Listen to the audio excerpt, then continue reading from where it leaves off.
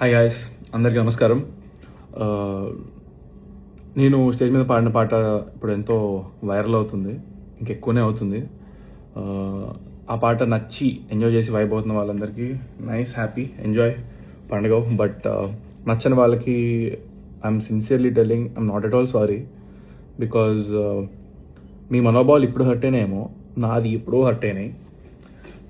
నన్ను ఇన్ని సంవత్సరాలుగా వందల వేల పదాలు నా మీద వాడారు, ఎన్నో బూతులు, ఎన్నోసార్లు, ఎన్నో ఒకేషన్స్లో ఫర్ నో రీజన్, నా తప్పే లేకుండా నన్ను అన్నారు.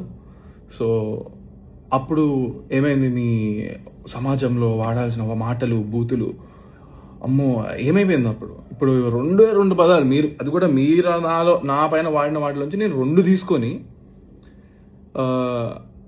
Which are not even that big to be honest చెప్పాలంటే. నా జోలికి వస్తే పగిలిపోద్దిరా అంటున్నాడు అంతే. నా జోలికి రాకండి, పగిలిపోద్ది వస్తే. I stand by those words. దగ్గరకు వచ్చి చూడు, తెలుస్తుంది. అండ్ యా, సో ఎవరు అమ్మ నాన్న నేర్పరు, ఓకే, నేను నీ దగ్గర నుంచే నేర్చుకున్నాను. సో అవి తిరిగి 2 అంటే, మెయిన్గా అశోక్ కుమార్ వేముల, నీకు 24 hours టైం ఇస్తున్నా.